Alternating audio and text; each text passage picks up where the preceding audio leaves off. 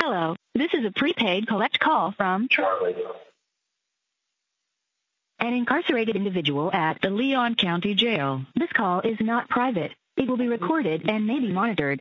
If you believe this should be a private call, please hang up and follow facility instructions to register this number as a private number. To accept charges and consent to this recorded call, press 1. To refuse charge, thank you for using Securus. You may start the conversation now. Hey, honey. Hey, how are you? We're fine, actually. Dad's about 2 minutes away. He had to do some banking stuff. And I am here in the lobby of my building with Alex because he's waiting to talk to Dad. So Alex Berkovich? Alex Berkovich, yes. So I will talk to him. Can you want to talk to Alex a few minutes since I know we're going to talk a lot today? Yeah, I could talk to Alex. Did you talk to Alex? Great. Okay, hold on a second. I'll give him the phone. Hold on. Hang in there. You'll get through this. Hey, Alex. I know. Yeah. I've seen most of the trial. I know I could. Hey, listen, you have an appellate thing. You're going to go to. You'll get through it. I just stopped by to drop off some paperwork for your dad, and mom, and I told your parents anything I can do to help. I'll help them out. I don't want to talk to you about it right now because I know you're standing in the lobby, but I may need your help with Adam reaching out to him at some point. So if I can call you later today, talk to you about that. Yeah, give me a call. That's not a problem. Yeah, I'll talk to Adam. He actually called me after the trial. He told me what happened. I had no idea because actually I was in the meeting, but then they said that they found him guilty. I thought he was joking.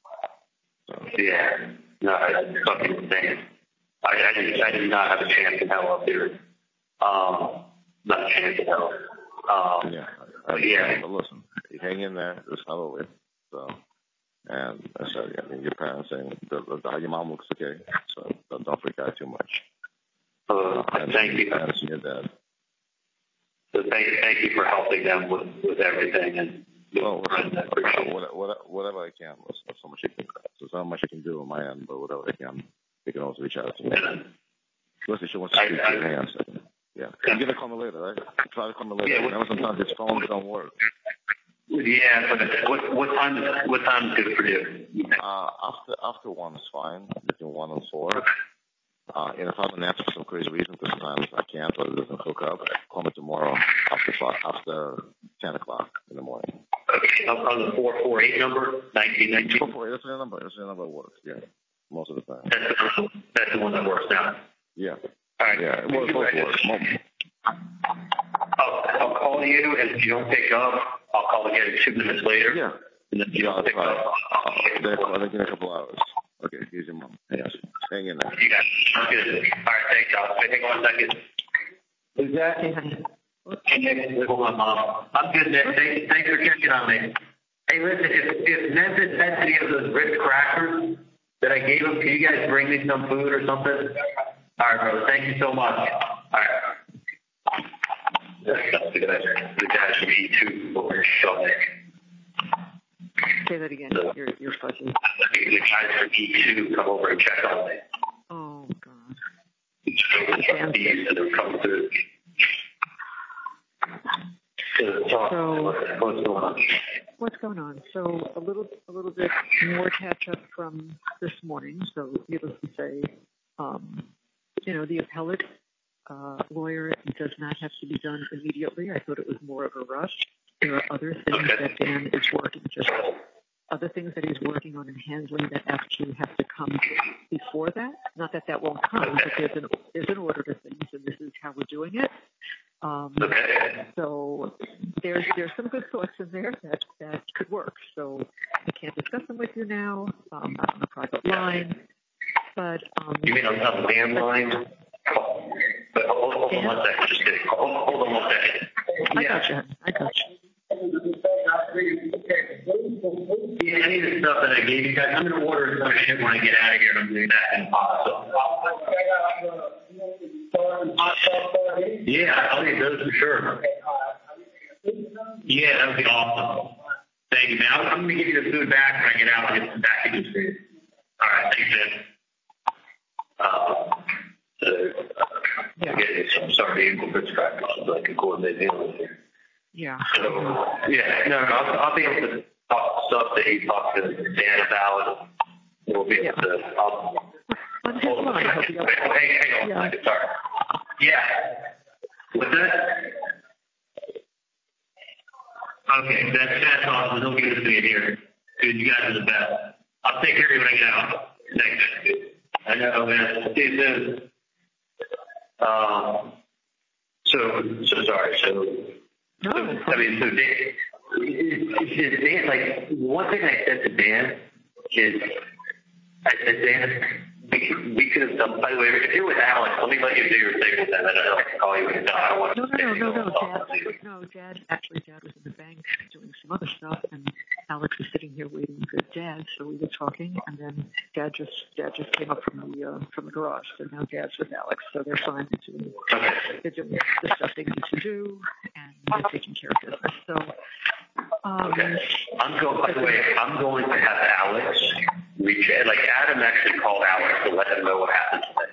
So that's good that they have a line of communication open. Yes, that is good. And I said to Alex a long time ago, when I sold him that with the building or whatever, I was like, well, if I ever need your help with that, you're going to help me. So I just spoke to him about that because Adam actually owes me big time. So I'm going to have Alex be the intermediary and try to have Adam do the right thing. Okay, and so here's what you need to do. If there's anything, we should give Dan's phone number to Alex, because if there's any personal information that has to be relayed, he can't tell you on that line, but he can tell Dan, and Dan can tell you. Okay? Okay. Yeah. No. I'll also let Dan know that Alex might be calling him, and I'll give him Alex's number so that he knows who's calling. Okay? Yeah. So I'll explain that to Alex. Yeah. You have to do. I was explained a lot of things this morning, Charlie. Your communication with Dan is the only privileged communication. So, there are certain things that you need to know. For example, clearly I was upset that you hadn't been transferred yet, and I said he's going to lose 72 hours. Right. Well, yeah. It's 72 hours. I just want you to kind of be aware of something. Right. So, you're on camera all the time, right? Right.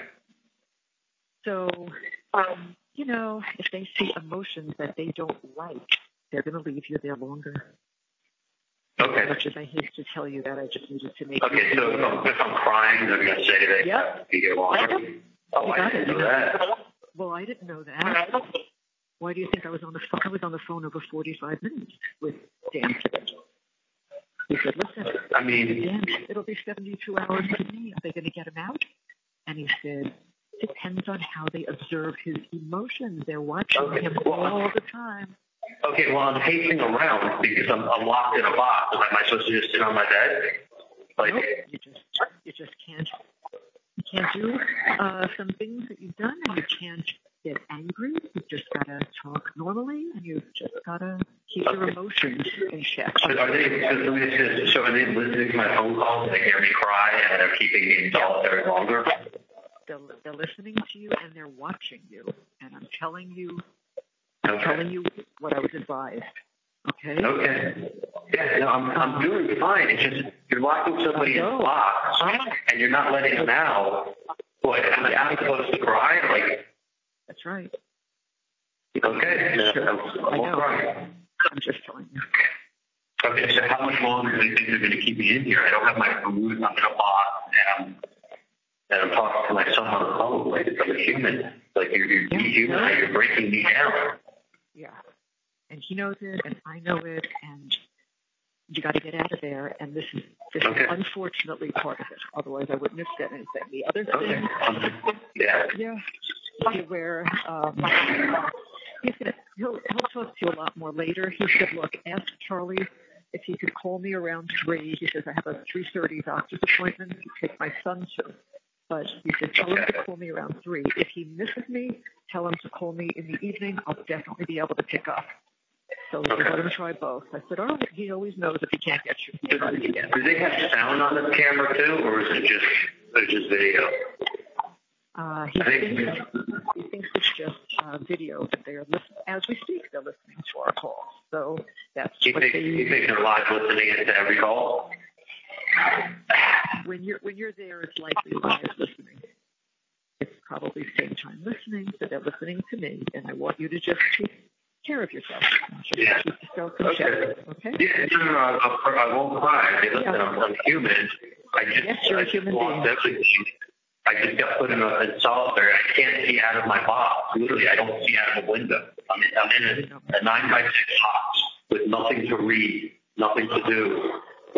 Am I allowed to pace, or is it pacing? I'm walking. There's a bed and there's pacing. There's a toilet, there's a bed, and I'm just walking back and forth.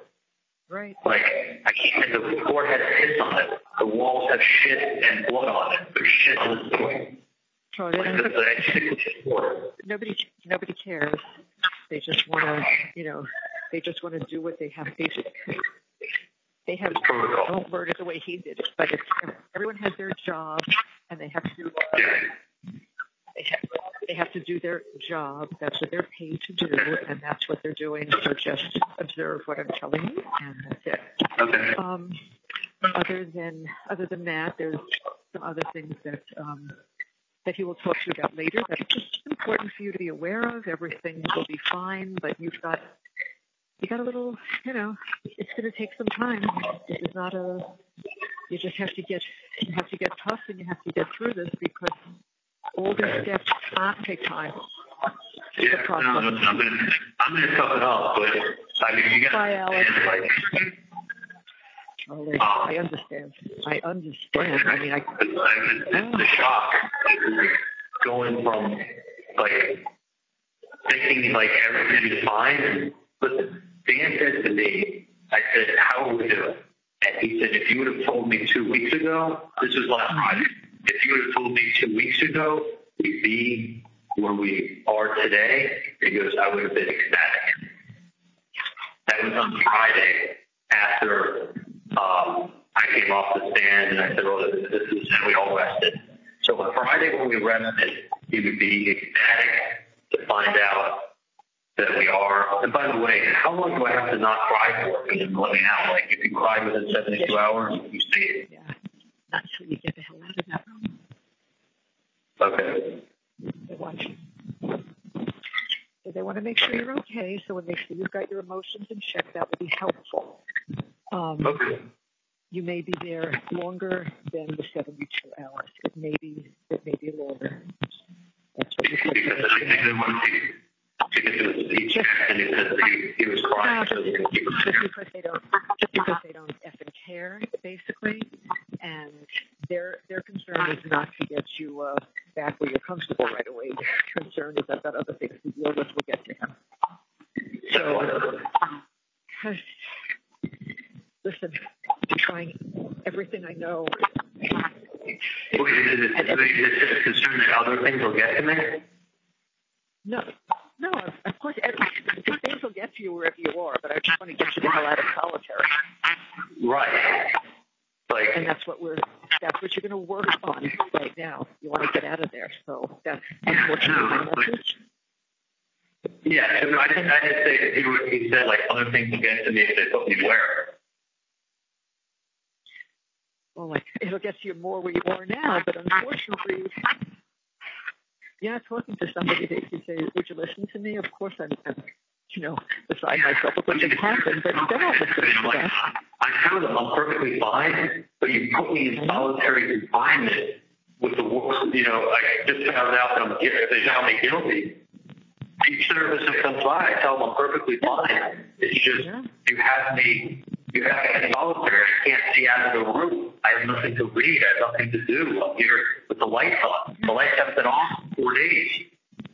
It's like, you know what I'm saying? It's like I literally look like a Vietnamese torture cell. I guess red floors and light green walls. They want to see how much can they torture you before you really do lose your mind. I know. It's beyond belief. the lights are on 24 hours a day. You got a camera on you. You can't see out your mirror, so you keep looking at yourself. Right. The glass is mirrored, and then you just have 4 walls, and it's a 6x9 in a toilet. Yeah. Like that's how you make people crazy, but they don't understand that. So.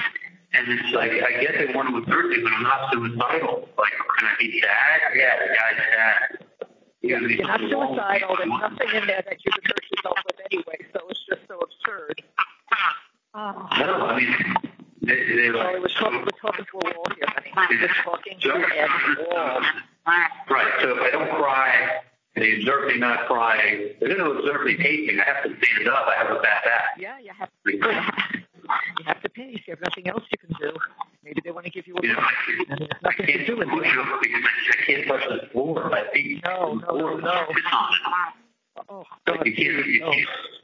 I mean, when I walk, you hear like the stickiness, the sucking sound of the shoes on the floor. So I mean, it's sort of like there's the piss on the floor, so it's like sticks to the bottom of the shoe. I mean, there's literally blood spatter on the walls, and on the walls, and people out all over the ceiling, fire all over the fucking. You know, like, but I just hope they can at least let me pace. Like, at least let me pace. No, you can pace. That's not what but just don't, I won't cry anymore. Right. That's right. Just hang in there. And the more you can hold it together, hopefully the quicker this will take place. Okay? Do they need to have like 72 hours and we didn't cry in order to let it out? Oh, please. You know, Charlie, it's so... What are they?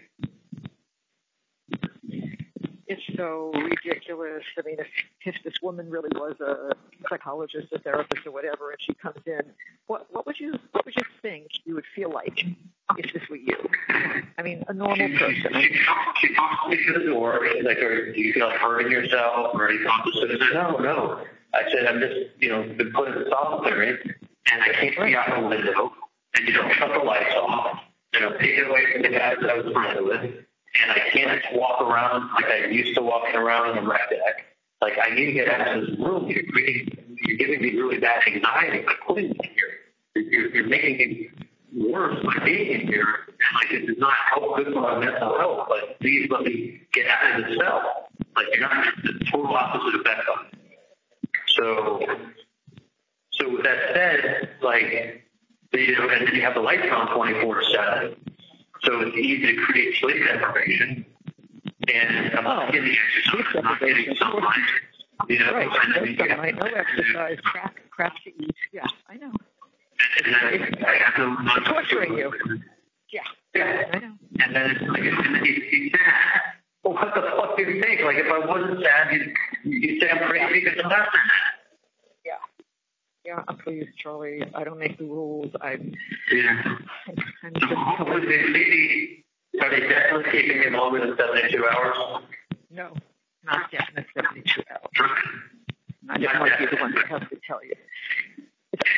It's possible that you're out today, and it's also possible that you're not. So that's one thing that I have to relate to you, which I'm sorry to have to tell you. So, it's possible I can get out today, but maybe it's possible. They're not going to keep me here for like 2 weeks. He's calling. He's calling that officer that he knows again. By the way, when I said to you earlier that we're on a different time frame for he knows about the appellate lawyer, and he's looking into names, and everybody's working on everything for you. But and there are possibilities. So let me just let you know that it's not one of these. Oh my God, there's no way. What are you doing?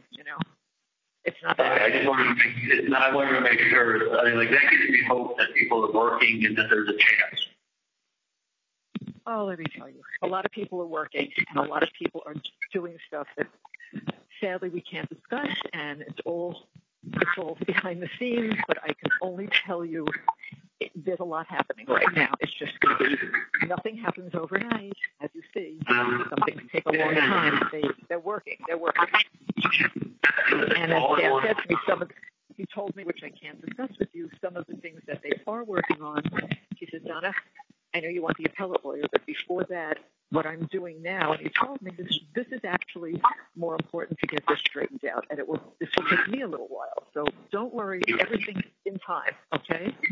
No, I know the work. I understand. Anything that has to be said will be said. That's important. It's going to come from me, not you. That's right. So we're let it come from me.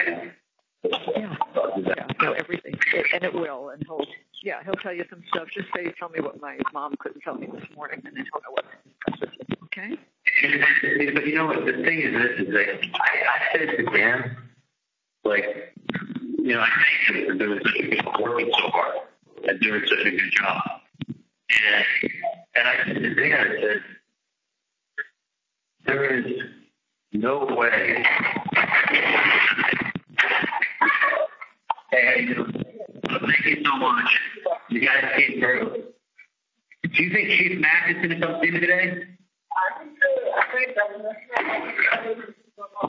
Right? Yeah. Okay, Sergeant Harris? Hey, thank you so much. Appreciate it. You think he'll come through today? Yeah, I got 30. Say it again.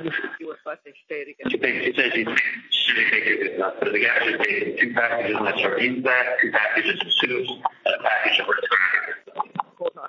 I'm looking for another location. I hate to make you do that all the time. Okay, honey. I'm somewhere else. You're talking to me here. I can hear this. Yeah, listen, I love you guys, and thank you for doing everything you can. Oh, what did I tell you the other day? I said, don't give up. Things take time, but don't give up. Because if you let yourself run down. No, trust me. I mean, it's just, trust me. I mean, I can only be, you know, I can be tough, but it's like, I can tell you, one thing that gets to me was Roman. Outside of that, I know. Everything else is, but it's like, everybody knows that's the problem, and the big problem. And so we all know, we all understand. I've been in touch a lot with Bree. We're talking. Everything is fine. I looked for you, by the way, today because I've been a little busy before, but I did find exactly what you said you wanted to get for him. So I'm going to check it out with Bree, make sure that's the right one that she thinks would be good, and then we'll wait until, like a week before, and then we'll get that out to him. Yeah, I don't know if it's like electronic or like an electrical one, something that's going to be like something easy. I don't want to get frustrated. You know, right. I want to make I just press the some button. of them that I read about. Yeah, but the ones that look smaller, that are like $40, $50, $60, those, when I read all the reviews on them, they're basically junk and they don't hold up. They're plastic. So then when you get into the next level, which isn't, it's like double. It's like $100. When you look at those for children, there they have some that are nice, actually. And it comes with a little amplifier that you got to plug it into. And listen, whatever he does with it, if he just likes to sing and stroke the guitar, that's fine too. Whatever he does with it is fine. But I just wanted to get him something that will hold up, not like some of these junky ones. So, so that's what I was looking at. I'm going to send 2 or 3 of them to Bree. Let her pick out what she thinks would be best. On there, that'll make music, and then they'll actually strum the guitar. I mean, it's going to be sick. I mean, it's a lot bigger than that last song, for sure. He's definitely of an age that he would have fun with it, and if you just listen, if he likes it, if he likes it, we'll progress with him. But for right now, let him just play with it. Have fun with it. And, if he likes it. No, he loves music, and he likes playing like music games on Bree's iPhone, and he likes singing. I'm like, what? I want to target with something he enjoys.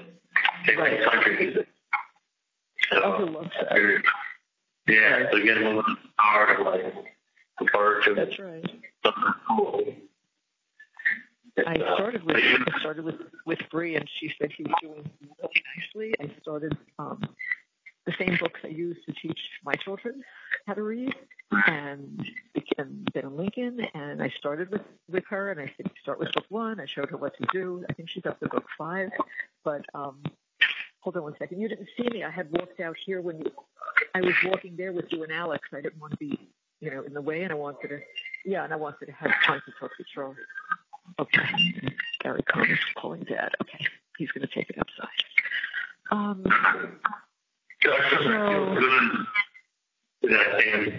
Investigating stuff and following stuff up.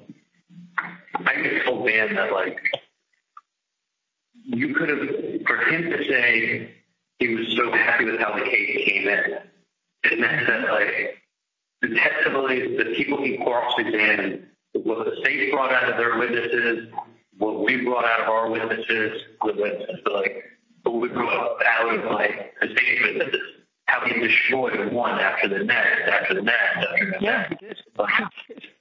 Actually, I can tell you, did you read I don't know if you probably did. There was an article, I forgot which one, I think it was the communications guy, the FBI guy, I don't remember, but it was an article by a criminal defense attorney in the Tallahassee Democrat, of all places, that said Dan used a scalpel masterfully against these people. He said he was like a technique-perfect surgeon.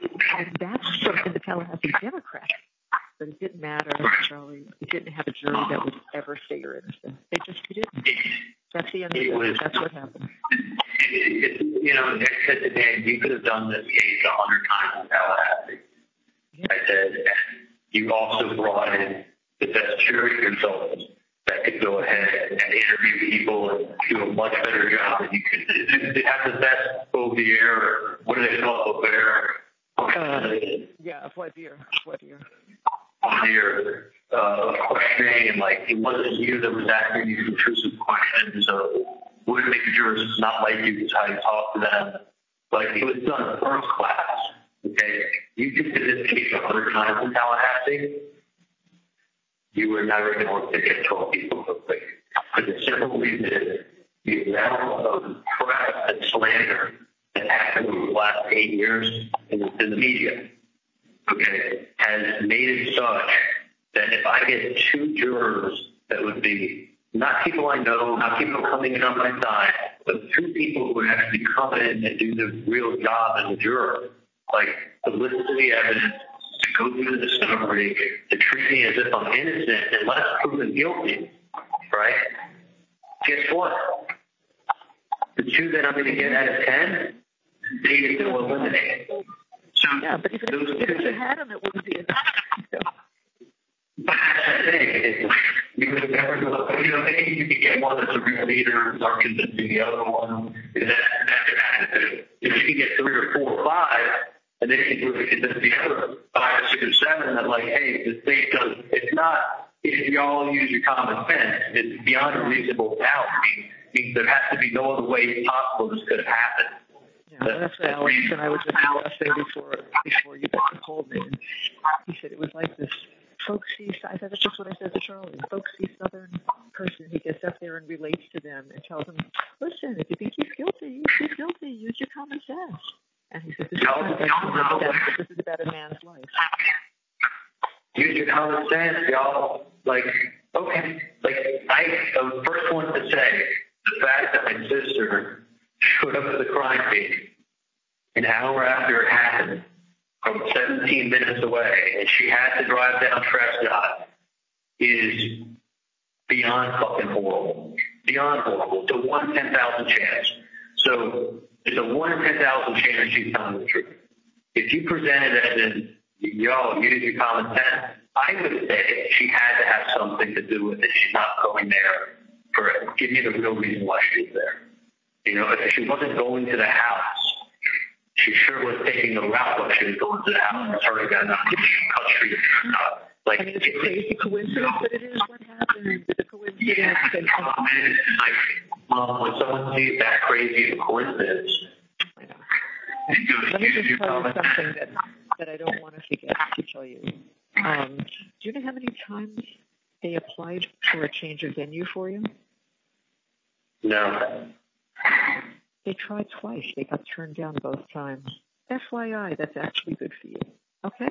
Okay. We won't discuss it any further. I just wanted you to know that. Yeah. Yeah, I didn't know it was done twice. Yeah. I heard that today. So just as much of this shit that you're going to have to take for a while, and it's going to take a while, just know that there are people out there that are trying to make a difference, okay? That's all you need to know. The thing is, Mom, is that if you look at, if you were getting 10 people and there was two ones that would have been fair on the 10, really fair, the state is able to identify people that would have been fair and get them all. So because he has never, ever seen a bunch of liars. You know, you come to a jury, you come to court, you got to tell the truth. You can't just go in and say, oh, I can take care of this, whatever. And then they find out, he says, they're lying. He says, I don't know how many other liars we had. So, you know, they just wanted to be there. Dan was doing, he did such an amazing job. And he always told me, if I give you a score of 70% of how you testify overall, I'm driving you home. He's like, you got to get 70% on my score. When I got done, I said, how did I do? He said, you got to have Kaplan tomorrow. He said, I'll tell you after you see Kaplan. So after that, that's what everybody thought. That's what they all said. Oh my God, poor lady. She didn't know what to do. Because nothing rehearsed with Dan. He's like, listen, you know the case, you know what happened. He's like, if I tell you my questions, I want you to look the same for both of us. And I'm like, all right. So I get done with her. He goes 95%. He's showing me text messages that he was getting on his phone. That's right. Kate sent to me. Kate was ecstatic. She's like, look, the work. Dan's like, we're gonna win. We're gonna win. It's over. And like Kate's like, look, the worst. She was negative Nancy. She's negative Nancy. And she's like, look, the worst you're gonna do is hang. Like, this is the worst this could be is a home jury at this point. But like, we should win. And Dan's like, no, dude. I mean, like, he's a closer. He's like, my best thing is closing. My best thing is closing. And like, and she gets up there and gets a little folksy. Yeah, I know. Oh my God. It was Dateline with a southern twang, with the hometown girl showing these people, and this girl worked out in her book and told me what she planned on doing years ago while she took a shit on you as she left town. Changed the kids' names, kept the grandparents from seeing them, left in 48 hours, driving by his house. Come on, y'all, and look what happened to him. And as you continue talking, he put up 2 different times they put up that autopsy photo. Like, there wasn't a debate on how he died. There wasn't a debate on if he died. But it was just to upset somebody. Oh, yeah. That's right. Upset them. Put out the use your common sense, y'all. Like, come on. And the problem is, you know my common sense totally?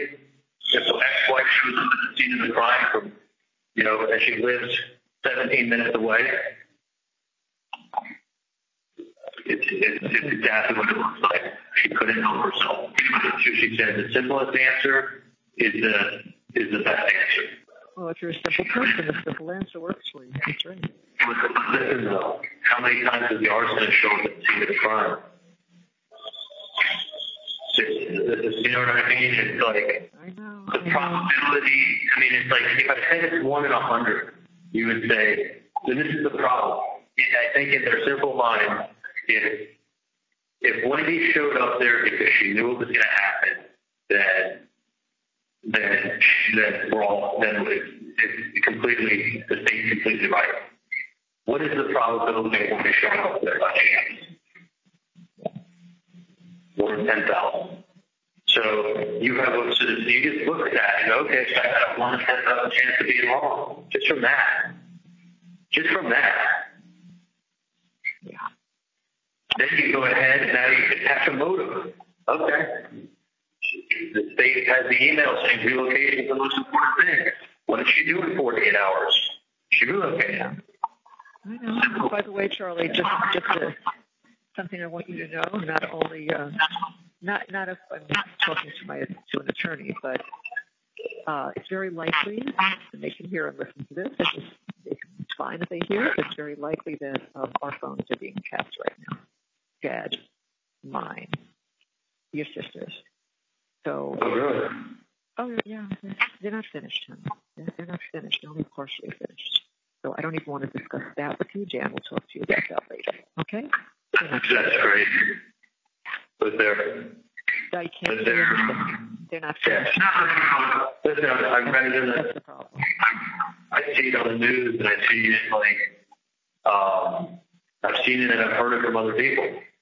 Like, trust me, I know that's the thing. Wendy showed up at the scene and cried. Okay, well, well, you know what? The ultimate, once they do all their dirty work, the ultimate is that they would like the grandchildren, and they're figuring out how to do it one by one. So let's not discuss it, but that's what's happening. So let's just take a breath, because that's why I say there's a lot going on in all different directions that a lot of people are trying to take care of. So your situation is beyond horrendous. I can't answer anything you say. I just want you to know they're not finished. Well, they're not finished. They're not finished. They're not finished. Yeah. So they're still mm-hmm. So Dan will explain to you later. Okay? So they're literally, and let me tell you something. They brought my dog up to Tallahassee. They brought with what I sat there and saw. You know what? In February, when I was talking to the sheriff's officer, the bailiff that was walking me back to my cell, he's like, I gotta tell you, man. He's like, all these years, me and my buddies used to always look at this case and be like, man, if I was that guy, I'd be on the beach somewhere. I would be on a beach somewhere. I would have left. And I'm like, well, I'm innocent. That's why he goes, why didn't you leave? I go, because I'm innocent. Yeah. It's like, man, he's like, if I was you, I would have left. And you know what? That the guy from Tallahassee, that the guy he was a good old boy. And he's a sheriff's officer in Tallahassee. He knows this town. He knows the good old boy mentality up here. He knows the court system. And he knows enough about the case. He can't figure out why I didn't run. Like, I had no reason to run. He's like, yeah, you did, because of what they were. He saw what I couldn't see, and that's what. Kind of funny to have your phone tapped, but you spend all your time calling me on this phone. This phone is recorded. Yeah, your phone is recorded. It's likely that these other ones are too. And okay, you want to listen. That's why your lawyer will talk to you. Yeah, no, as I said to you before, if there's anything important, you can talk to Dan, and I can, but we can't. Right, but it's use your common sense, y'all. I mean, like, this is my opinion. I'm not a lawyer, but I think if the prosecutor is able to, in a closing statement, tell you, don't take anything I say as truth. Rely on the evidence that you've heard during the 7 days of trial. We're just summarizing. But when you're summarizing it, you're giving a false summary. You're changing things around. You're telling lies. Like, and then are someone not supposed to listen to your 2-hour spiel? Like, if they weren't supposed to listen to it, then let them get up and leave. No, you're summarizing. You're taking things, twisting them and summarizing them in such a way that, like, she lied. She actually outright lied. I wonder if we're even allowed to do that. Well, a lot of things are being looked into. Let's just leave it at that. Because I literally went home. I'm not even a lawyer, but I sat there and I was listening to her closing statement, and I was writing post-it note after post-it note to Dan. Finally, Dan was like, stop. Because the truth is, like, what the fuck is my post-it note going to do? He's going to still get up there and do his closing.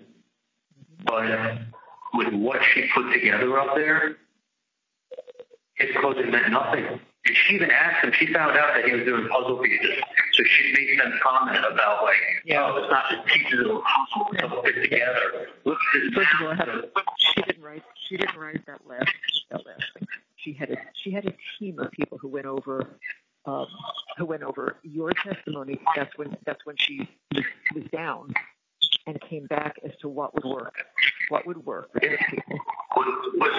She didn't cleverly come up with this, trust me.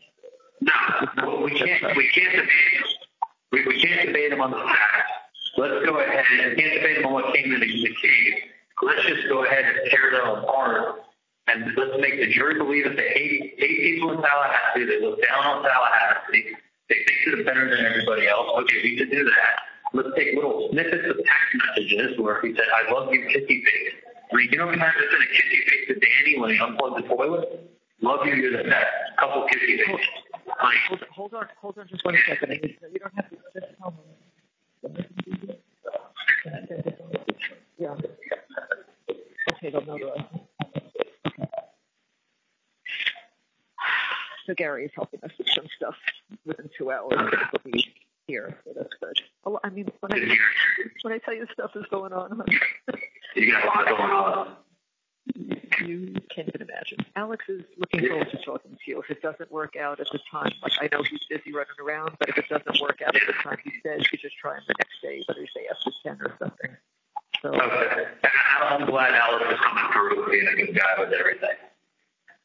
I want to tell you, sometimes you don't know somebody well enough until there's an issue, and then they come through, and he is going to come through. So,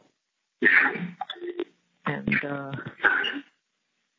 as I said, we have to address your immediate issues, which means within the next 2 months. That's way more important right now than anything, is to get you straightened out.